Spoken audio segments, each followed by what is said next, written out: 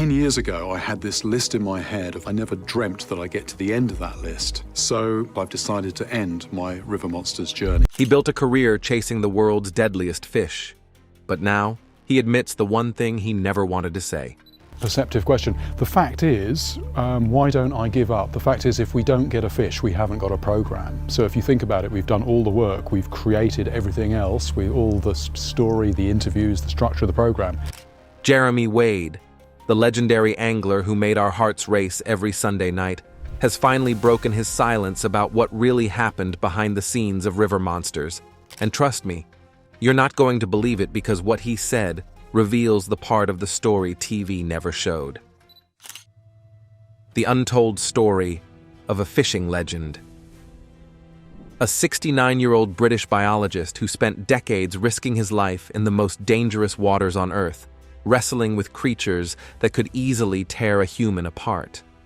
Jeremy Wade wasn't just any TV host. He was a qualified biologist with a zoology degree from Bristol University. Wade had already spent over 30 years pursuing monster fish long before cameras ever started rolling. But here's what most people don't know. Jeremy's journey into the spotlight was never supposed to happen. He was content being a behind-the-scenes expert, writing books about angling and living quietly in rural England. The transformation into television's most fearless fish hunter came almost by accident when producers discovered his incredible stories and realized they had found television gold. What made Jeremy different from every other nature show host? Simple, he wasn't acting. Every heart-stopping moment you witnessed on screen was genuine terror, real excitement, and authentic passion.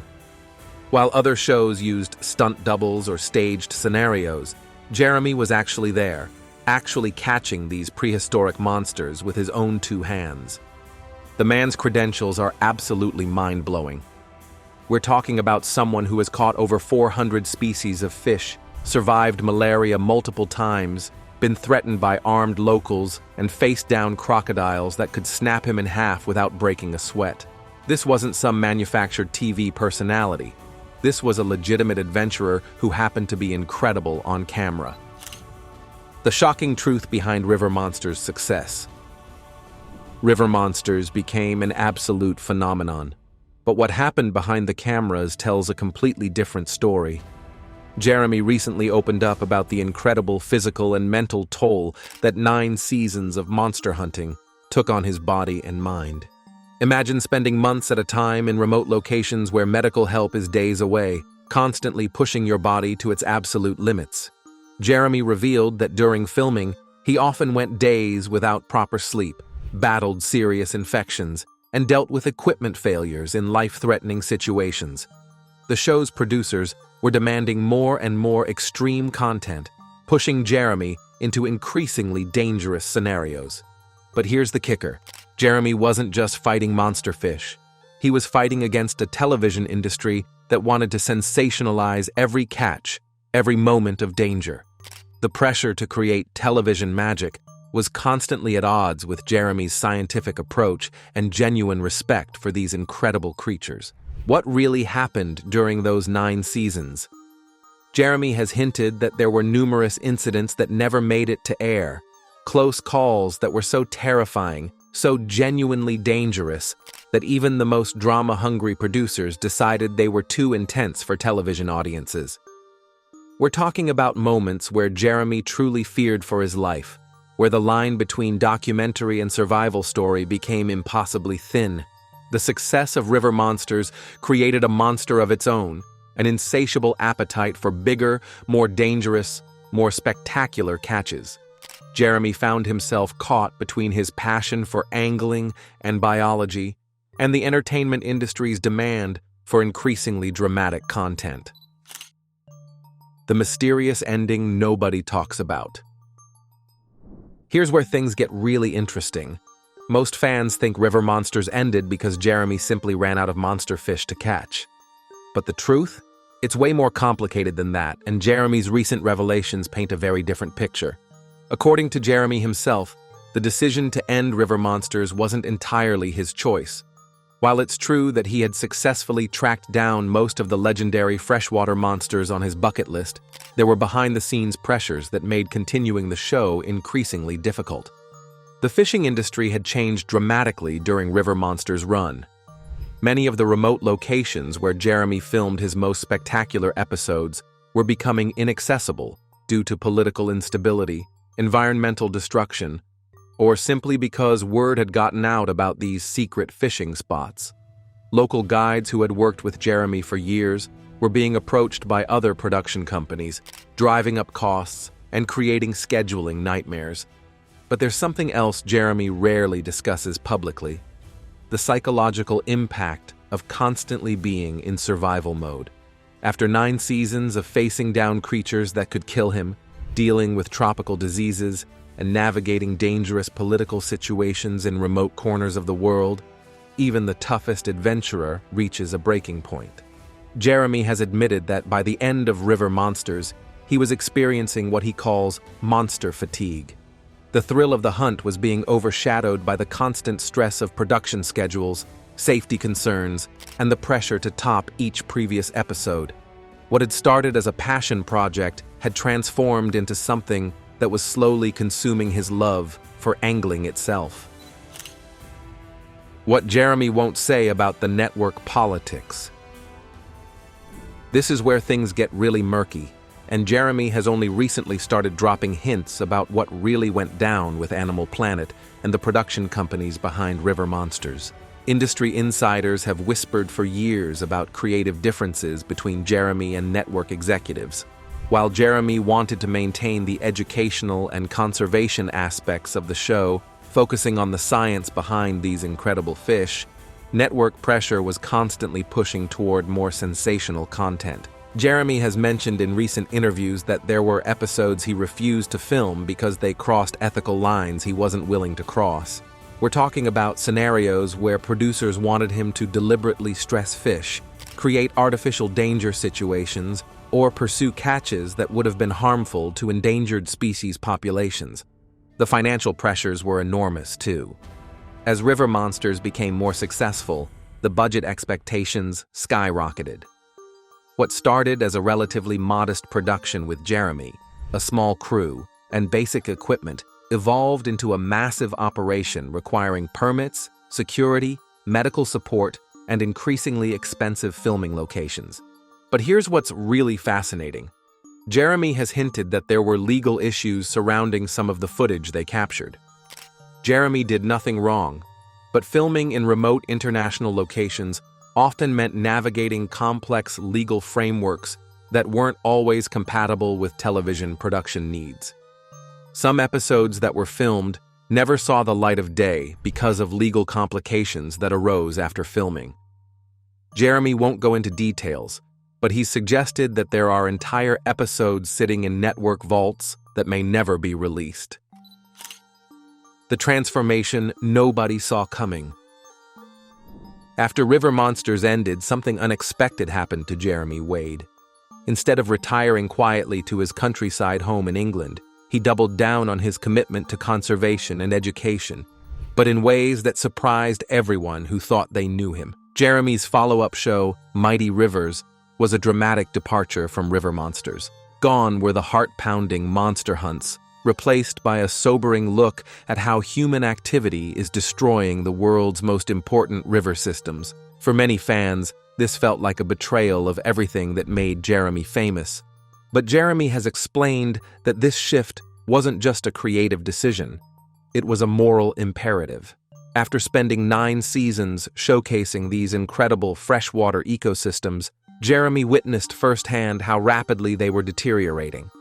Rivers that had teemed with life during early River Monsters episodes were showing signs of serious ecological collapse by the show's end. Dark waters represented another evolution in Jeremy's approach. Instead of hunting monsters, he was now investigating mysteries, unexplained disappearances of fish populations, strange underwater phenomena, and environmental puzzles that had scientists stumped. This wasn't the adrenaline-pumping adventure television that made him famous, but it was deeply meaningful work that aligned with Jeremy's growing environmental concerns. The transition wasn't easy. Jeremy has admitted that moving away from the river monsters formula felt like professional suicide at times. Network executives weren't thrilled with his new direction, and longtime fans felt abandoned. Jeremy found himself in the uncomfortable position of being criticized for both selling out to television and for abandoning the very format that made him successful. Health scars and family sacrifices.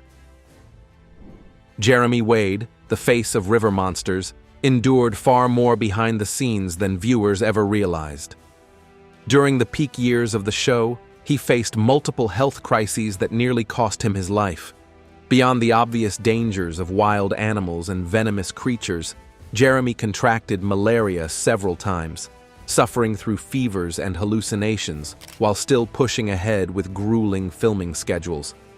The financial and logistical demands of international shoots often left him no choice but to continue working, even in dangerously compromised conditions. On top of tropical diseases, Jeremy's body was breaking down from stress and exhaustion. The constant pressure of production and the physical toll of extreme angling pushed his cardiovascular health to the limit, leading to high blood pressure and other hidden issues. He also recounted harrowing moments when equipment failures in remote locations left him stranded without communication or medical supplies, far from any hospital. These near-death experiences underscored just how dangerous the show's reality was compared to what audiences saw on screen. The psychological cost was equally severe. Years of survival-driven focus left Jeremy in a state of hypervigilance, unable to truly relax even when away from the water. The lifestyle demanded constant readiness for danger, which carried over into his personal life, creating lasting mental strain. While fans celebrated his daring spirit, Jeremy was living in a heightened state of stress that took an invisible but powerful toll on his well-being. Beyond health and mental strain, River Monsters reshaped Jeremy's personal life and even his relationship with fishing itself. The exhausting schedule kept him away from family for long stretches, often in places so remote he couldn't be reached. Maintaining relationships became nearly impossible. At the same time, fame transformed his passion into performance. What had once been a peaceful pursuit became a high-stakes spectacle for television.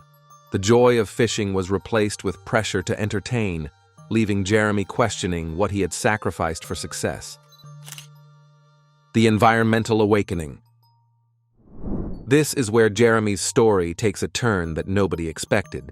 While River Monsters was celebrated for its entertainment value, Jeremy was witnessing something that would fundamentally change his worldview: the catastrophic destruction of freshwater ecosystems around the globe. In early River Monsters episodes, Jeremy would arrive at filming locations that were pristine, teeming with biodiversity and supporting healthy fish populations. But as the series progressed, Jeremy started returning to previous locations only to find them dramatically changed, polluted, overfished, or completely destroyed by human activity. The transformation was so rapid and so devastating that Jeremy couldn't ignore it anymore. Rivers that had supported monster fish for thousands of years were being poisoned by industrial runoff. Dams were blocking ancient migration routes. Climate change was altering water temperatures and oxygen levels in ways that these prehistoric creatures simply couldn't adapt to quickly enough. Jeremy realized he was documenting something that was disappearing in real time. The monster fish he was catching might be among the last of their kind.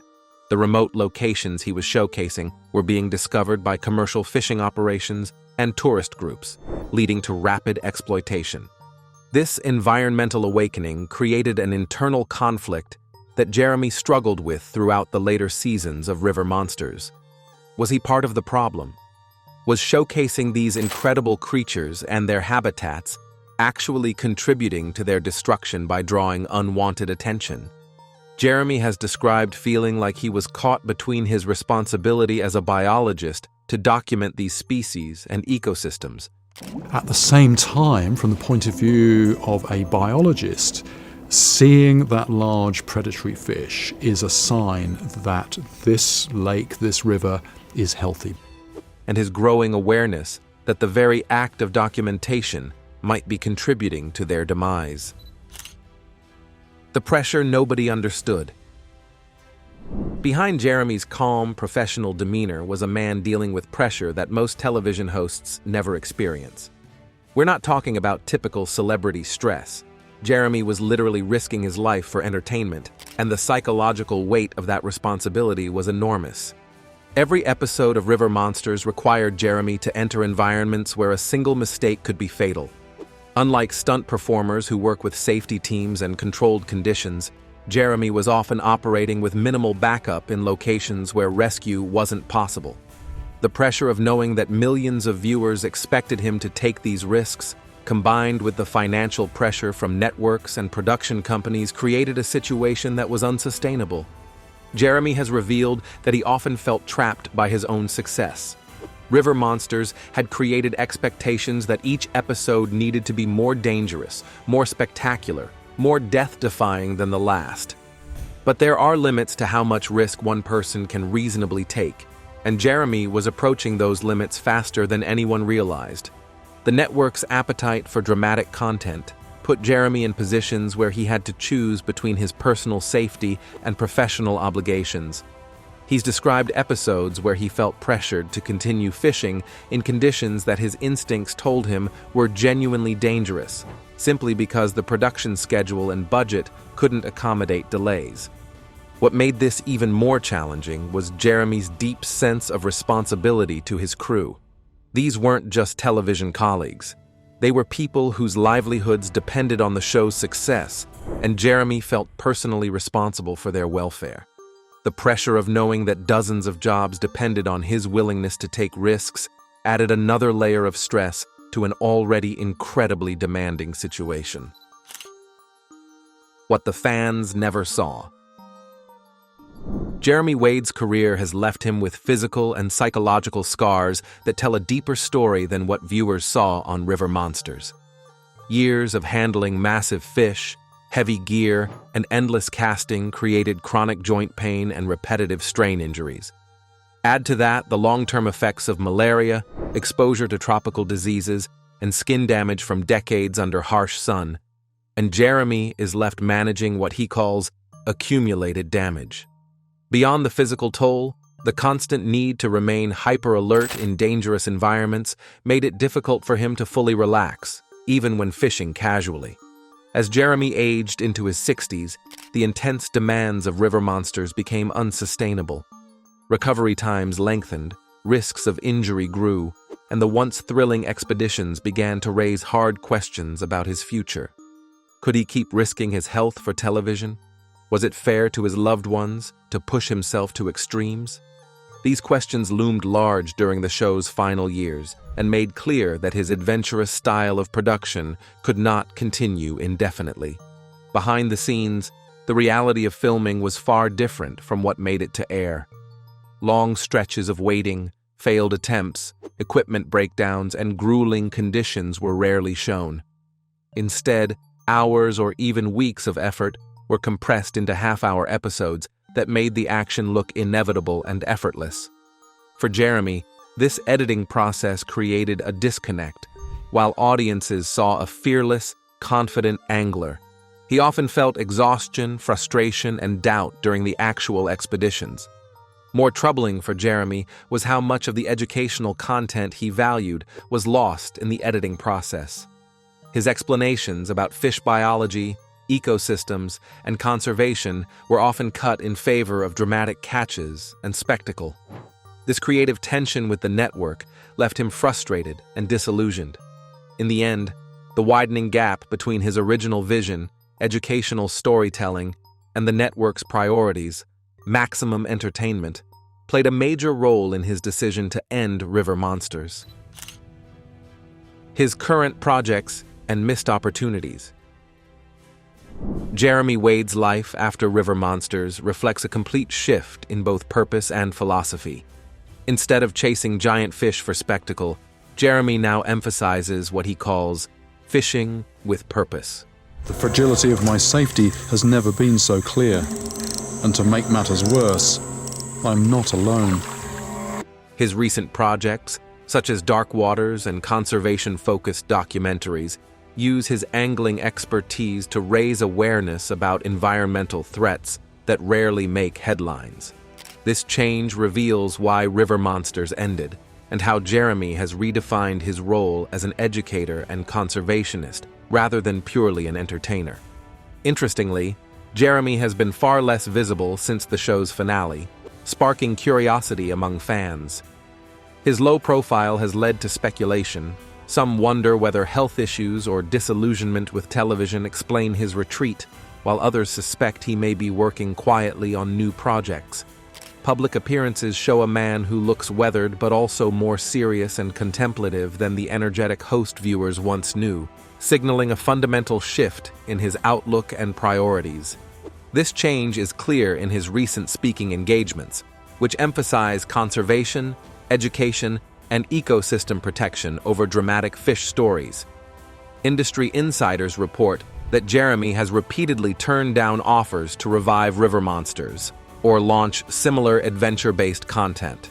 His refusal has left many questioning what happened during those final seasons that made him unwilling to return to the format that defined his fame. Behind the scenes, Jeremy has been deeply involved in scientific research and collaboration. Using his unmatched field skills, he assists researchers in fish population studies, migration tracking, and ecosystem health assessments, tasks that often require the very angling techniques that made him famous. Yet this important work rarely reaches the public, since months of data collection and analysis don't translate into television-friendly entertainment. His contributions to conservation science are far more impactful than most fans realize, even if they remain largely invisible. Jeremy's greatest frustration today lies in the gap between what he wants to create and what the television industry is willing to support. He has pitched ideas for shows blending adventure, education, and conservation, but networks prefer high-drama formats like River Monsters. As a result, Jeremy feels his decades of experience are underutilized, confined by an industry that only sees him as the monster-hunting host of old. Despite these setbacks, his work now represents a more meaningful legacy, one focused on protecting freshwater ecosystems and inspiring people to value the natural world beyond spectacle. The reality of life after fame. After stepping away from River Monsters, Jeremy Wade faced an unexpected period of adjustment. For 9 years, every fishing trip he took was tied to television production, where each cast and catch was judged for its entertainment value. Transitioning back to fishing purely for personal enjoyment was far more difficult than he anticipated. Beyond fishing itself, the financial realities of leaving such a high-profile show required careful planning, as television success didn't necessarily equate to lifelong financial security. Jeremy has since shifted his public appearances away from entertainment promotion toward conservation and education. He now devotes his time to scientific collaborations, environmental advocacy, and speaking engagements that highlight pressing ecological issues. Without the constant demands of television production, he has been able to rediscover fishing as a joyful, personal pursuit. This shift has brought him renewed enthusiasm for the water and allowed him to use his platform for causes that align with his true passions. Looking back on River Monsters, Jeremy acknowledges the show's profound influence. It inspired millions of viewers, especially children, to develop an interest in biology and freshwater ecosystems. Yet, he also wrestles with difficult questions about its unintended consequences. He worries the program may have encouraged unsustainable fishing practices or fostered a culture of glorifying dramatic catches rather than prioritizing conservation. These conflicting feelings continue to shape how he views the legacy of his television career. Even with these concerns, Jeremy recognizes that River Monsters gave him an unparalleled platform to communicate conservation messages to audiences that traditional documentaries often failed to reach. While the show leaned heavily into sensational elements, it sparked conversations about species and ecosystems that rarely received mainstream attention. Today, Jeremy sees his conservation work as a way of ensuring that the positive outcomes of his television success outweigh any potential harm. Looking ahead, Jeremy's plans center on education, advocacy, and purposeful storytelling. He has begun working with universities and research institutions to mentor young biologists and shape more effective conservation strategies. Though he has not ruled out a return to television, he insists that any future projects must prioritize scientific accuracy and environmental goals over spectacle. At the same time, he is enjoying the freedom of fishing without cameras, savoring the simplicity of the sport that first inspired his career. His story is one of transformation, from entertainer to conservationist, and from television icon to thoughtful advocate for the aquatic world. Jeremy Wade's journey from river monsters to his current conservation work reveals the complex reality behind one of television's most beloved adventure shows. What seemed like a straightforward story of a fearless angler catching monster fish was actually a tale of personal sacrifice, environmental awakening, and the challenge of balancing entertainment with education. At 69, Jeremy has chosen purpose over spectacle, using his incredible experience to fight for the very ecosystems that made him famous. What do you think about Jeremy's transformation from monster hunter to conservation advocate? Was ending river monsters the right choice, or do you wish he'd continued the adventures?